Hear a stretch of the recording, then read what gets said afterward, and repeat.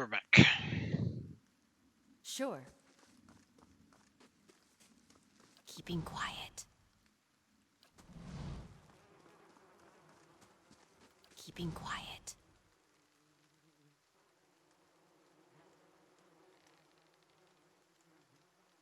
That's a bummer.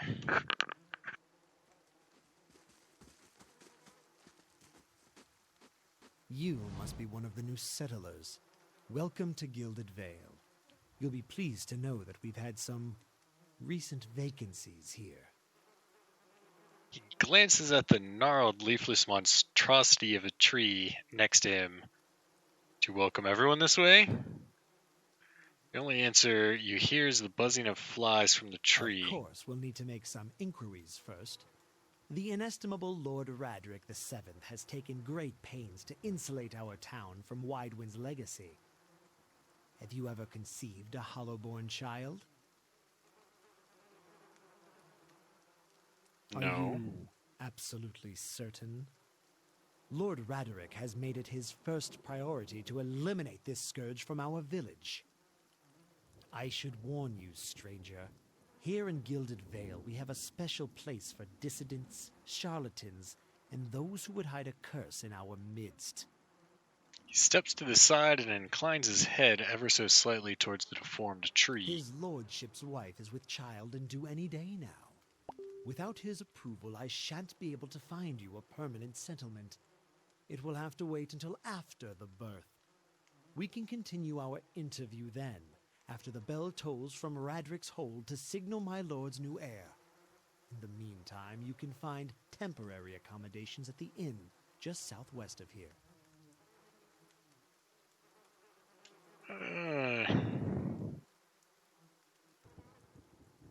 Don't think I want to tell him I was feeling strange.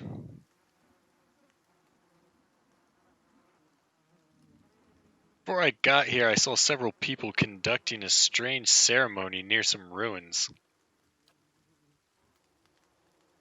He regards you carefully. You want to mind where you mention that. Trespassing on Anguithan ruins is illegal, not to mention dangerous. You probably saw someone attempting some new ritual to appease the gods. People will try anything these days. Barath have mercy, we certainly have. Maybe so. Like I said, it's best to stay away from those sorts of places. If you have any other questions, don't hesitate to ask. It's important that everyone in Gilded Vale understand our rules. He said something about Hollowborn and Wyden's legacy. Waden's legacy? He blinks. I forget that you foreigners do not have this curse in your homelands. The Hollowborn have been a scourge upon the Direwood for almost 15 years now. He lowers his voice to a whisper. Children born without souls. He shakes his head. Pitiful, dumb things that breathe, barely, but do not truly live. Some say the Hollowborn are a disease. Some say they are a punishment from the gods. He raises his empty hands. In truth, no one knows. But they began spreading after the Saints' War, and so the name Wadewin's legacy stuck in the honor of that foul, blasphemous pretender. His voice shakes with vitriol. I see. Oh, they're going to make me say it. Lord Roderick's decrees may seem strict at times, but he has our best interests at heart. He nods. I've been feeling strange ever since a close call with a Beowick. Is there someone in town who could help? Whatever your problem, it sounds like a matter for an animancer. However, the only animancer in Gilded Vale isn't in any condition to speak. He points at it. Oh, God. After she failed Lord Radric, we saw to it that she wouldn't profit from the misplaced trust of others. A bad cure is often worse than none at all. But if you're set on finding a bottle of troll piss or a dead Audra pebble to rub on your forehead, you're welcome to check her pockets. A little corpse stink is nothing when you're digging for shit. My advice, however, is to be satisfied that you escaped and leave it at that. Keep out of...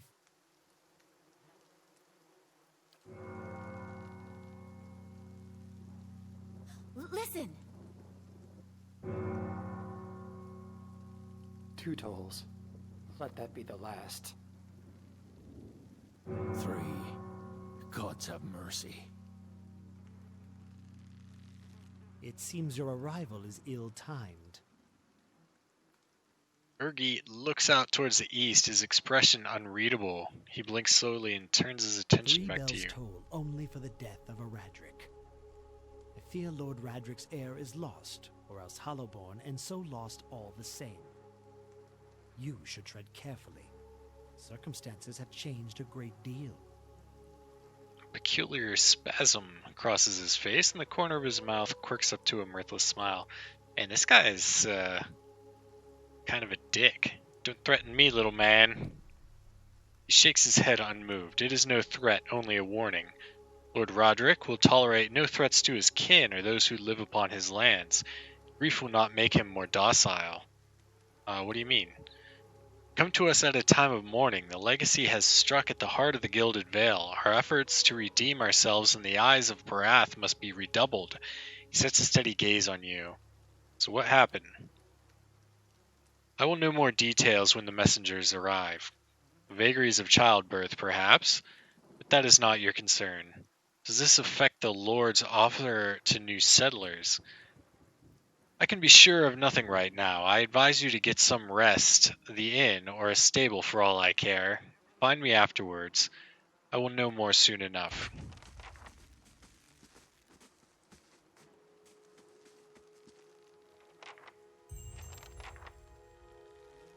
Steady does it.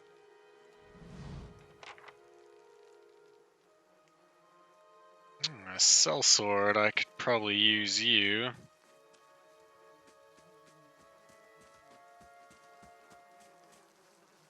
Scattered between the roots are bracelets of twine and bead, wilting of flowers, and notes of half erased by the rains. Okay, well, can I actually go through the person's pockets? It doesn't look like it. Wasn't sure if I would need to.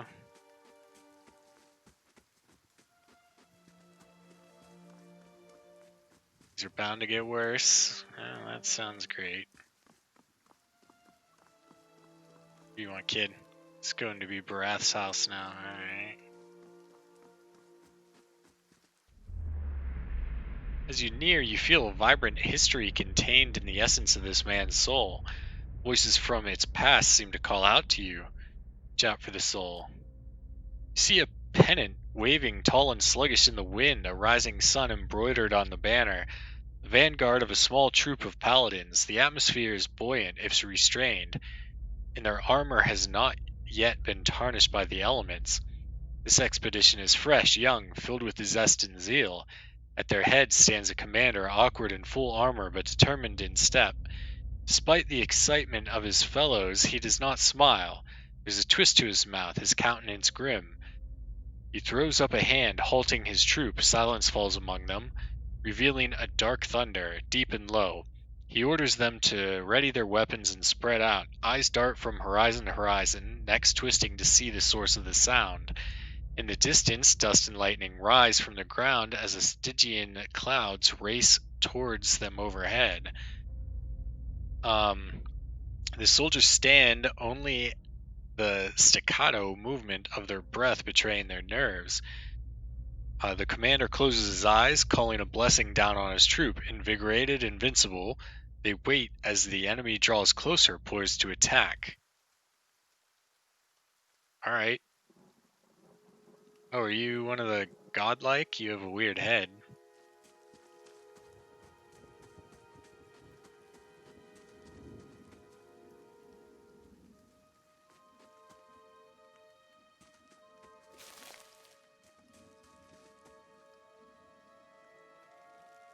And they didn't make much of a deal out of just straight up murdering these people. Oh, come on, I can't go through there. Just because I missed some mushrooms or weird shit.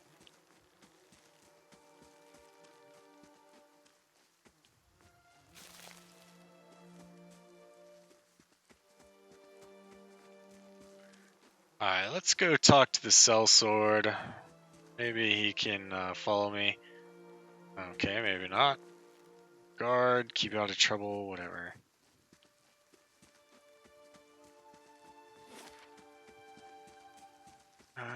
Temple, Aloth, Blackhound Inn.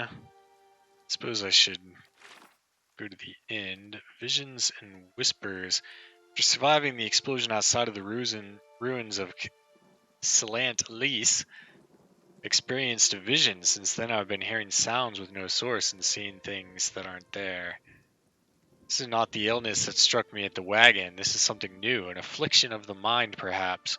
Luck, someone at Gildan Vale will know what to do. The magistrate advised me to get some rest while I wait for permanent accommodations. That may be the best thing to put an end to this illness as well. Alright, so it sounds like the inn. You see 4 people gathered by the door at the inn. The raised voices and chopping gestures suggest an argument reaching its climax. The first figure raises its hands for calm.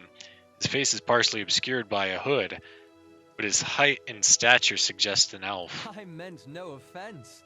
Let's put this matter to rest over a round, shall we? My treat. Hoping to soothe our pride with a few Adira coppers, eh? We don't need your coin. The others, 2 folk men and an elven woman, don't look convinced. Alright, what's going on? One of the other men points at the hooded elf. His eyes are red from drink and his gaze is focused, mocking us even while he shelters in our village. Just goes to show you what these fancy Adir manners are worth. We don't take that to that kind of treatment, not from foreigners, and especially not from Adirians. Go on, say it again. I'm itching for an excuse. Second man thrusts his chin at the elf. He stinks of sour Ah, ale. you're itching for the kindling touch of your sister, you cocksfeather! Good one, Aloth. Cut that barrel-licking tongue out of your head. Barrel licking? Alright. Collective cry of outrage arises from the 3 locals. The second man snarls. This is a misunderstanding. I didn't say whatever it is you think I said. We've nigh quarrel. That's where you're wrong. I don't think attacking him is such a good idea. Let's try and appeal to the drunkards.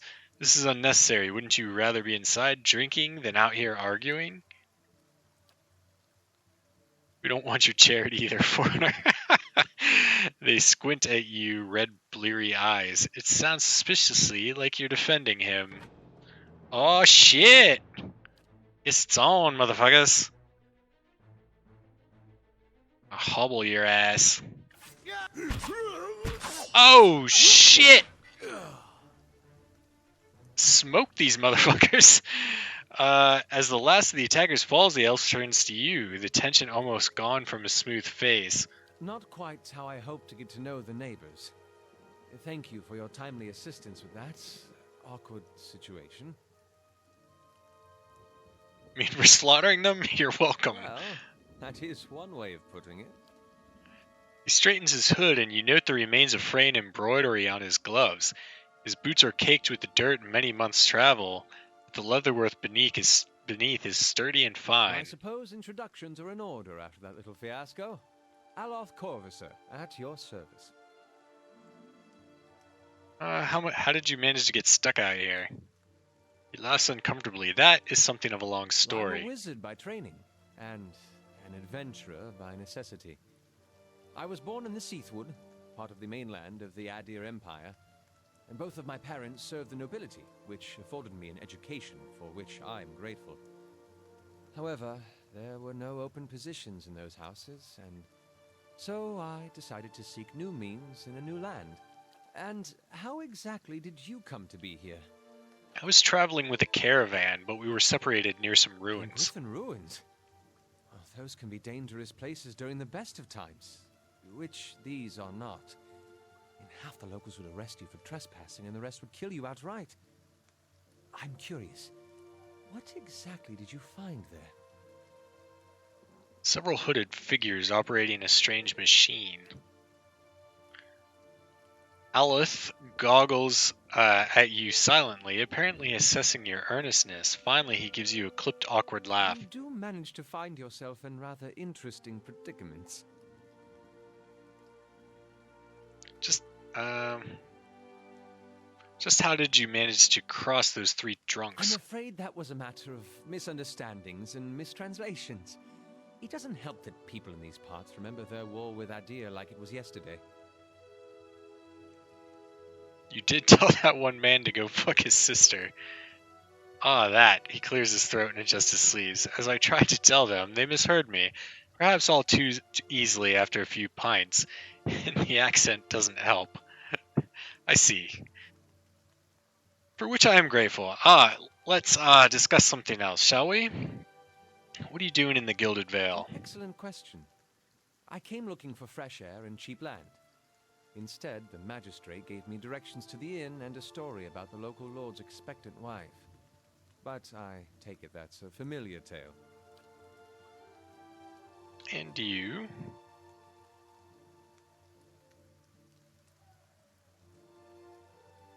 I've been experiencing some strange things of late. I'm looking for an expert on souls. Indeed. The local lord has searched far and wide for similar specialists. He has rid himself of them almost as desperately. He nods at the gnarled old tree. His darting glance takes in the tumble-town buildings and the fallow, rock-strewn fields. I expect that such expertise would be best sought elsewhere. You don't exactly look like a settler. Begging your pardon, but neither do you.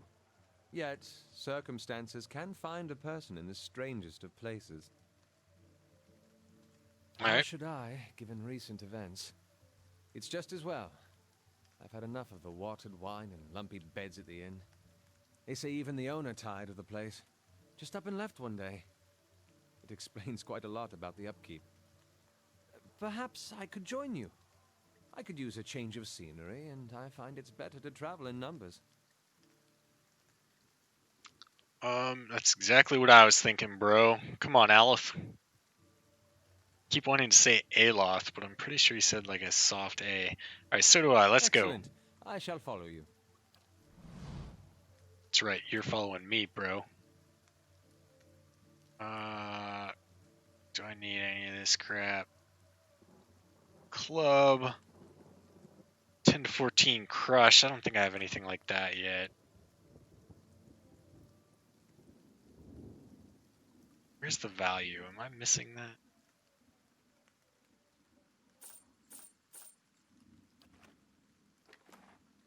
Oh, okay. I like how it like gathers it all up.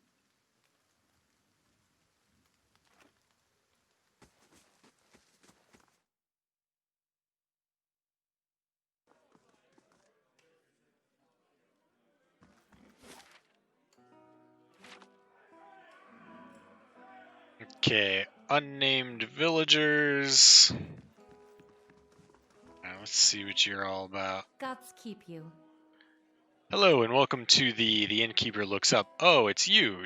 Tanfrith told us what you did for him. It's such a relief to have him back. Can't thank you enough.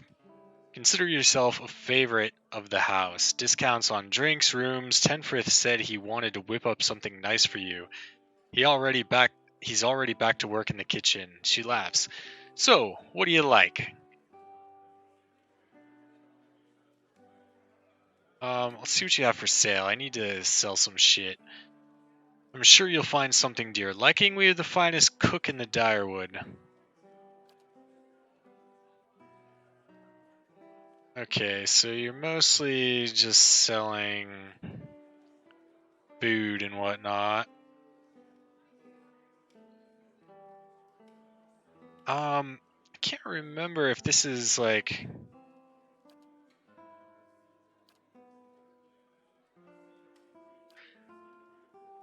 Ugh.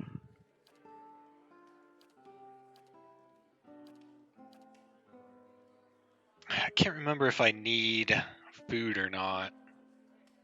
They've been giving me plenty of camping sets, so I don't think I'm going to buy one of those considering they're so expensive. Let's just sell some shit.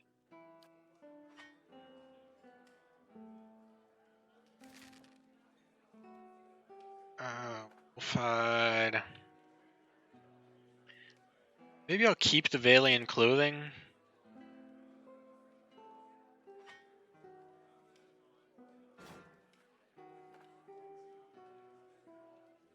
Lockpicks, we'll keep that.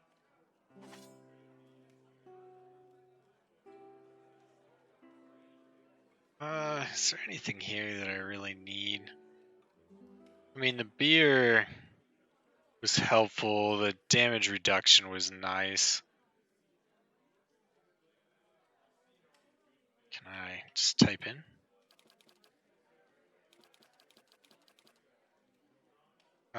Two beer.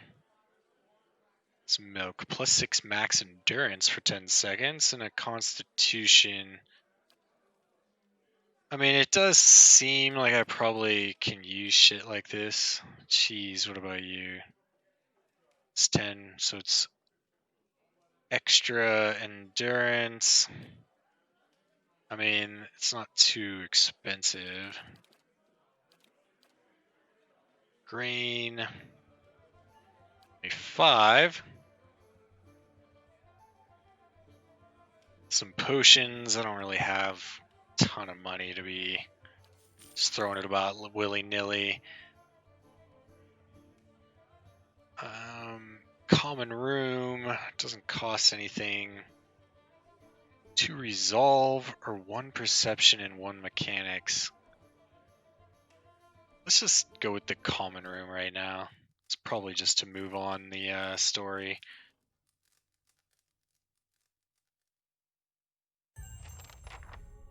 Yep, okay, your sleep is restless and fevered, assaulted by hisses and whispers, blanketed with a suffocating anxiety. You open your eyes to awaken and find yourself in front of Gilded Vale's gallows tree, the creaking of its ropes growing louder in your mind until the sound is deafening. Hanging from the tree is an old dwarf woman whose face has shriveled inward like a moldering fruit. Her head hangs limply to one side. As you look at her, she looms larger and larger in your mind until she is mere inches from your face. Suddenly, her head snaps up and her eyes open, and they are empty behind them. And they are empty, and behind them is a vast nothingness that makes your stomach drop. Her mouth slowly parts, and with a gust of rancid air, she speaks a word, "Watcher." You jolt awake, the foul smell of the dwarf woman's breath still permeating your nostrils. Sweat runs down your face in thick droplets. Your skin is soaked from head to toe. You remember the woman. You remember seeing her decaying face when you spoke with the magistrate. He called her an animancer. Though it fills you with new, queasy apprehension, you feel a strange compulsion to see this woman once more, if only to confirm she is truly dead. Alright. Leveled up. Let's just, I have 6 points. Let's stick with mechanics and stealth for now. Okay, so I can blind people. Target blinded for 11 seconds. So I get bonuses to people that are like blinded and shit, so that's probably good.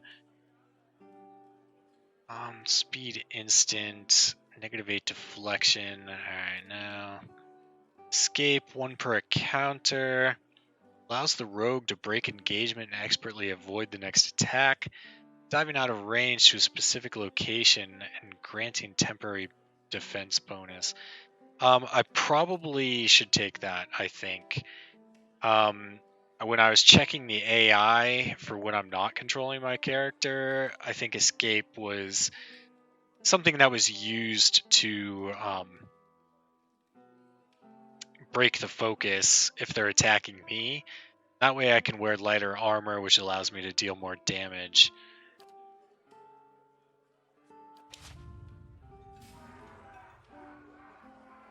Hi? Although this guy, I think he's probably much in the way of armor either. Oh, damage reduction 6. So maybe he can tank for me. Let's go with the Valayan clothing. Try and make him tank for me, and then I can do my little rogue shit. Huh?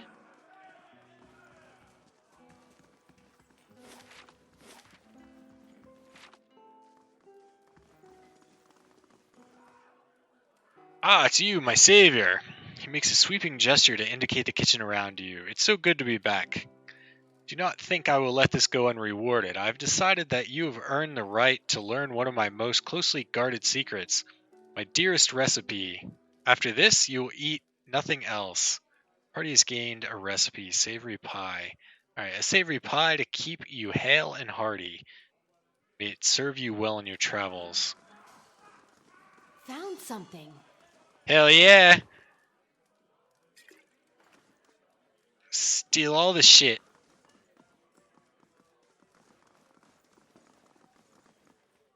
Spoons, yeah. Oh. Oh, that's stealing. Shit. Well, I'm glad you weren't looking. Wasn't paying attention. Steady does it.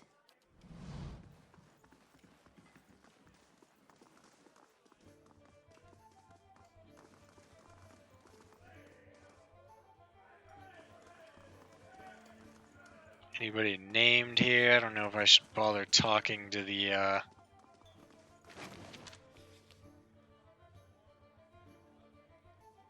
Scroll of Fan of Flames. This isn't stealing, is it? I don't think.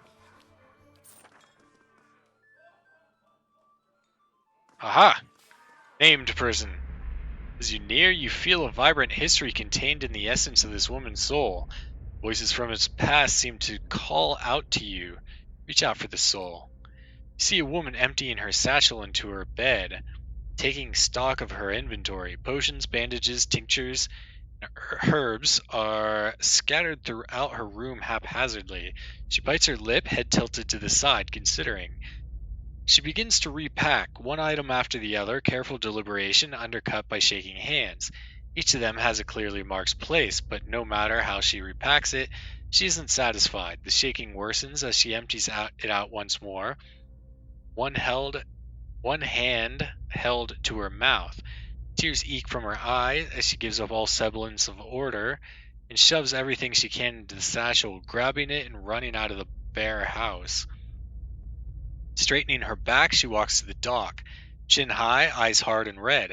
A gangly young elf offers his condolences, but she can't see him for the ocean ahead of her. She wanders the docks, offering her services as a doctor to any who will listen, anyone heading out on high tide. Less than an hour later, she watches her childhood disappear in the distance, tiny speck of an island, tries not to jump.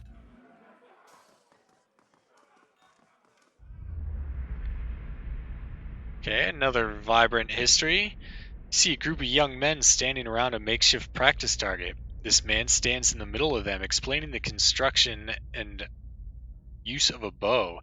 He holds it up, pointing out each part as he speaks about it and what it does.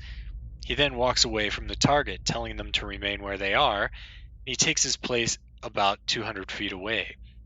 He carefully lines up his shot, explaining what he's doing as he does, and lets the arrow fly. It's the target dead center, much to the surprise and delight of the boys near it. He smiles, walking towards the boy, talking about proper stance and how to most effectively hold a bow. A noise comes from the tree line near the practice venue, and he stops, scanning the woods, blue eyes squinting against the sun.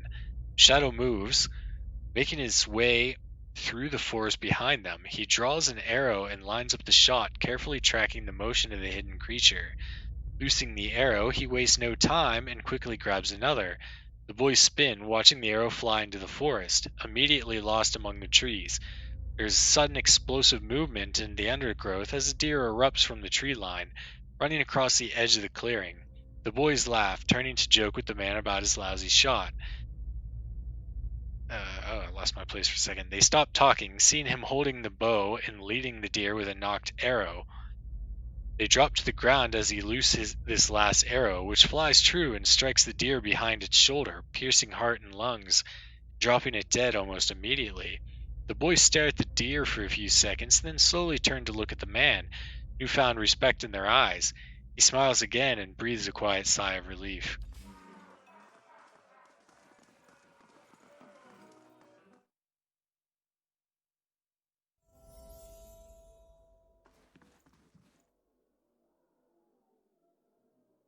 carousers. Grab a drink, friend. Not much else of worth in this town, says the woman from Thane. Hey, we shouldn't mention Thane. Alright. I'll see what I can find. So I think this improves my perception, but I wonder if that matters when I'm in, like, a safe area?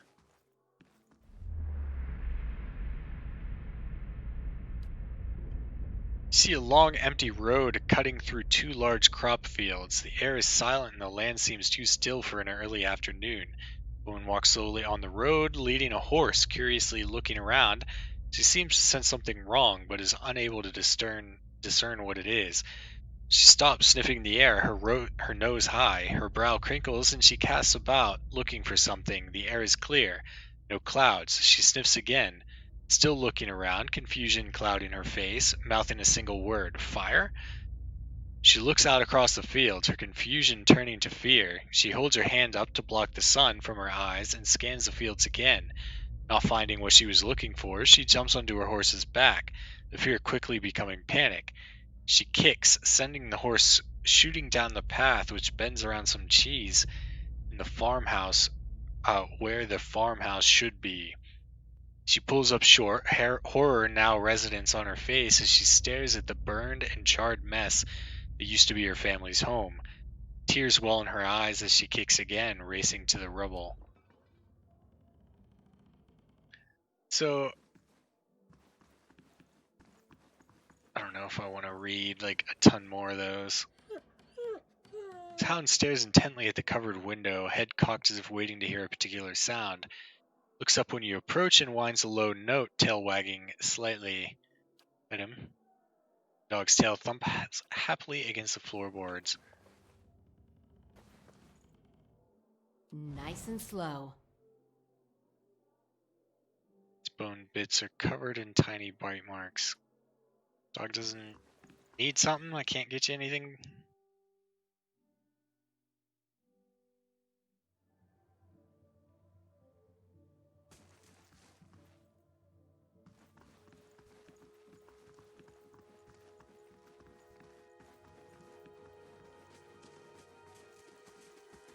Alright, let's go check out this corpse.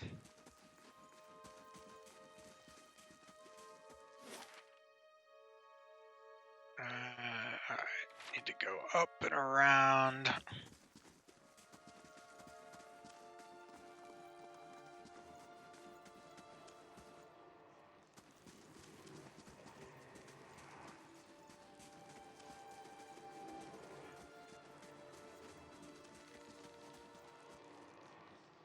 Squat, distended body of an elderly dwarf woman dangles from a thin, crooked paw that sags in the tug of her noose. Bloated purple flesh of her neck, worn away in patches like moth-eaten linen, bulges over the rope that suspends her, and her lifeless head lolls forward rigidly from side to side to the other when the breeze shifts. Perceive a faint glow around her that casts no light on its surroundings, but there is a tepid warmth to it. You feel somehow you could reach out and touch it, not with your hands, but with some aspect of yourself that has no worldly dimension. Okay, so this is my weird-ass skill. Take a deep breath, clearing your mind, focusing on your objective. As you exhale, you feel yourself spreading out toward the hanging woman, perceiving all that lies between you and her with new unfamiliar awareness. Once you've expanded enough to reach her, there's a sudden jolt to your mind, a ringing electric surge of images and words and sounds. Involuntarily, you shut your eyes and feel yourself being pulled down to some deeper consciousness in a space occupied only by you and the hanging woman. And when you open them again, she is staring at you with eyes clouded in a milky fog. Her body still swaying in the wind you no longer feel from a tree that stands planted in a misty void. The woman gives a slow nod of her head, the rope creaking as she does so, and she smiles at you. Have you come here for me, dear? Or have you gotten lost? Ah, it is both, I think. Yes? How are you able to speak to me? Is that what we're doing? Perhaps it just seems that way. Perhaps it is the easiest way for your mind to make sense of it. I think it is a very good choice.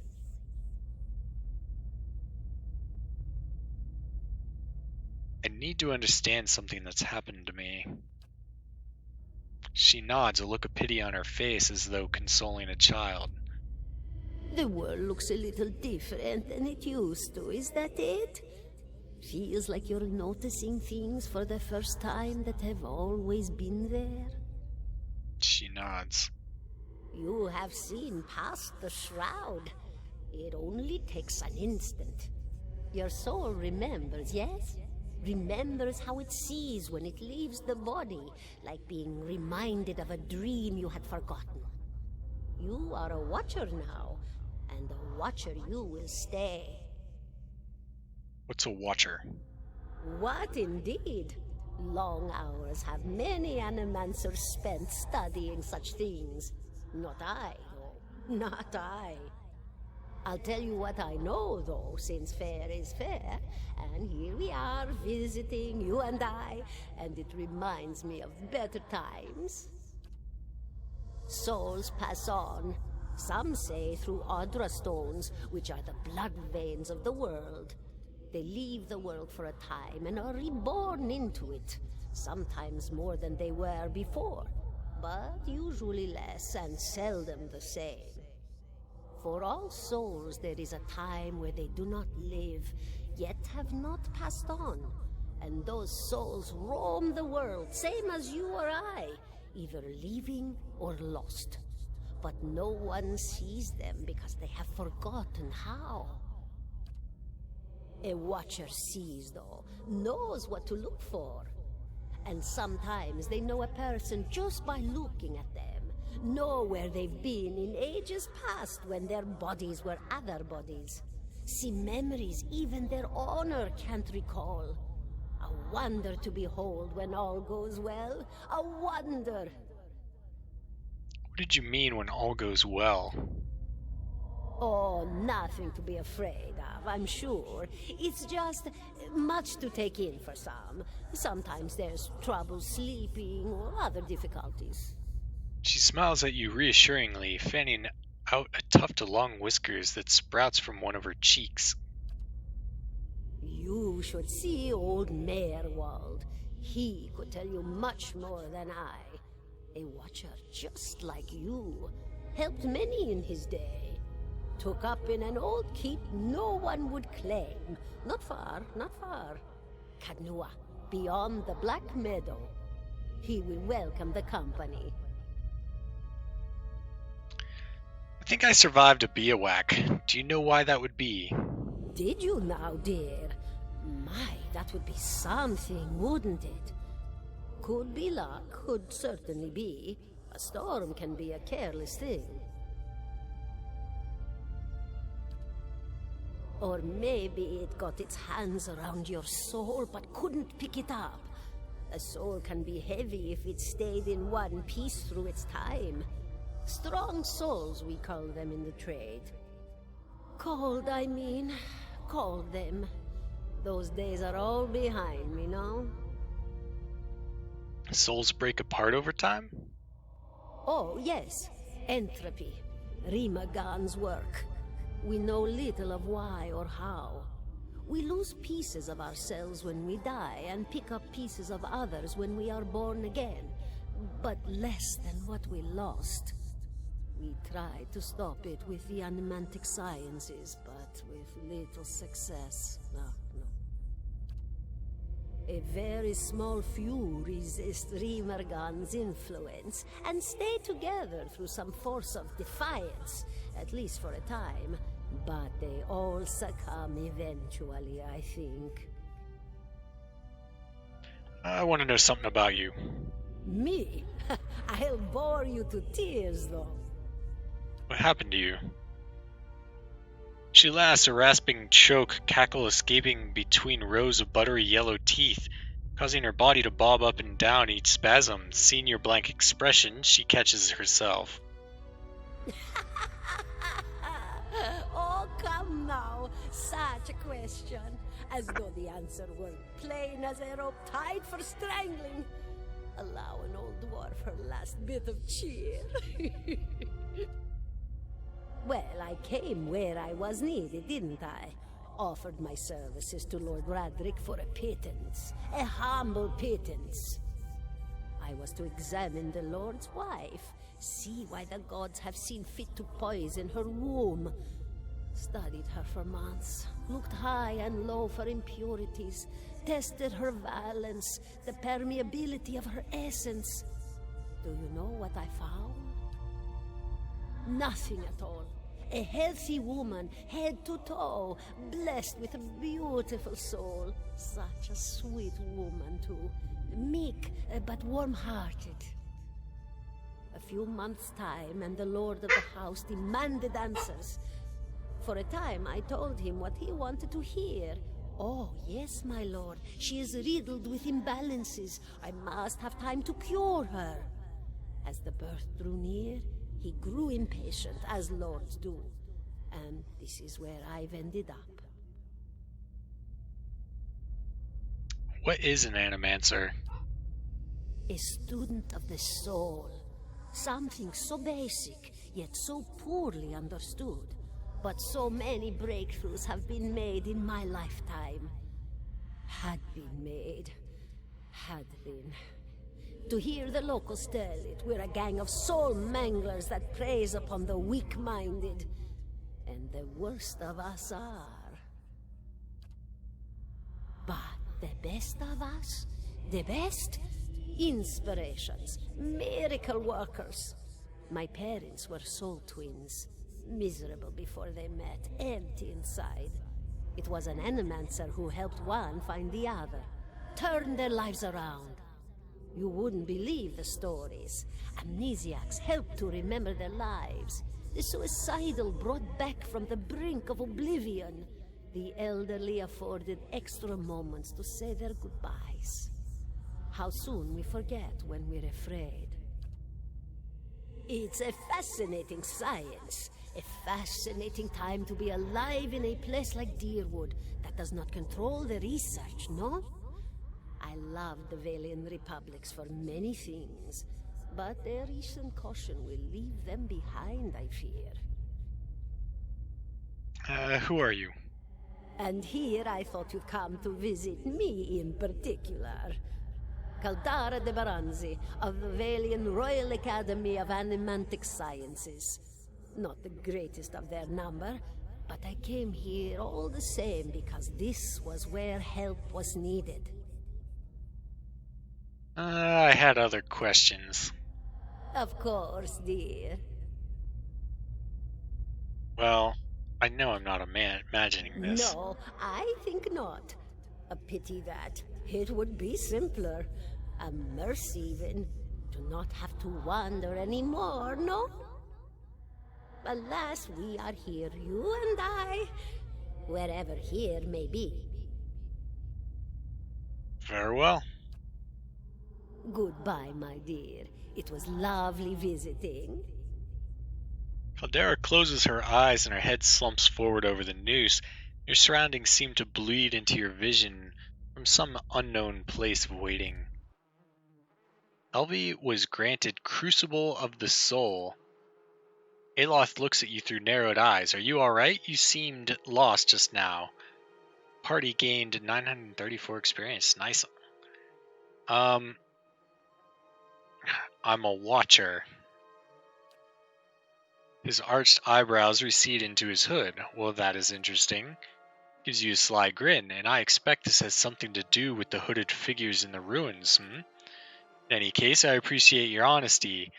Since we're traveling together, it's probably wise for us to share these things. Do you know anything about Watchers?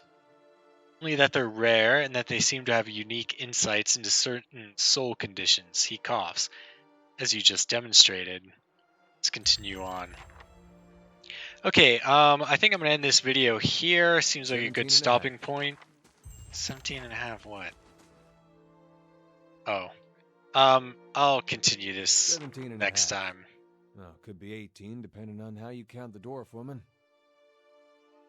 Yeah. Anyway, I'll stop this here. I'm trying to keep them around 45 minutes or so. So I hope you enjoyed it. I'll see you in the next one.